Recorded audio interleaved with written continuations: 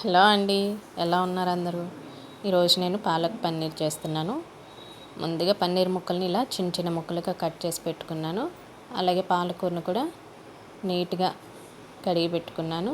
దీనిలో పాలకూరలు ఎక్కువ ఇసుకొచ్చిందండి, 2-3 సార్లు కడిగితే కనుకోలేదు. అలాగే ఇప్పుడు దీనిలోకి మనం ఒక ఉల్లిపాయ, ఒక టమాటా పేస్ట్ చేసి కచ్చబిచ్చగా ఇలా ఆయిల్ అయితే ఫ్రై చేసుకుంటున్నాను, పచ్చి వాసన పోయేంత వరకు. అలాగే పాలకూరలో టమాటా వేయకూడదు అంటారు, ఎందుకో కామెంట్స్ చేయండి మీకు తెలిస్తే. ఇప్పుడు దీనిలోకి మనం పచ్చిమిర్చి, జీలకర్ర, కొంచెం కరివేపాకు అన్నీ యాడ్ చేసేసుకుందాం. చపాతీ చేస్తున్నానండి దీనిలోకి. చపాతీని అయితే కలిపి పెట్టుకున్నాను పక్కన, అది నానాలి కాబట్టి. ప్లీజ్ అందరూ లైక్ చేయండి, సబ్స్క్రైబ్ చేయండి, మీ ఇంట్లో బిడ్డగా భావించి సపోర్ట్ చేయండి, సబ్స్క్రైబ్ చేయండి ఛానల్ని. ఇంకా కొత్త కొత్త వంటలతో మీ ముందుకు వస్తూ ఉంటాను, కొత్త కొత్త రుచుల్ని చూపిస్తాను.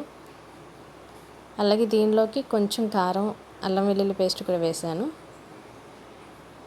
ఇలా మగ్గిపోయిన తర్వాత ఇప్పుడు పన్నీర్ ముక్కలను అయితే యాడ్ చేసేసుకుందాం. ఈ మసాలా అంతా దీనికి ముక్కలకు పట్టేంత వరకు కలుపుకొని ఒక 2 minutes మూత పెట్టుకొని ఉడికించుకుందాం. అలాగే దీనిలోకి ఒక గ్లాస్ వాటర్ యాడ్ చేసేసుకొని ఒక 10 minutes పక్కన పెట్టుకుందాం. అలాగే సాల్ట్ కూడా యాడ్ చేసేసుకున్నాం కదా. మేమైతే వెలంగిని వెళ్తున్నామండి, మా బాబుకి వెంట్రుకలు తీయించడానికి, పుట్టెంట్రుకలు 9th month. అవి కూడా షేర్ చేస్తాను, మీ అందరితో పంచుకుంటాను. జర్నీ ఎలా జరిగిందో, అక్కడ ఎలా ఉందో మీ అందరికీ షేర్ చేస్తాను. అలాగే ఇప్పుడైతే పాలకూరను కూడా పేస్ట్ చేసేసుకుందాం.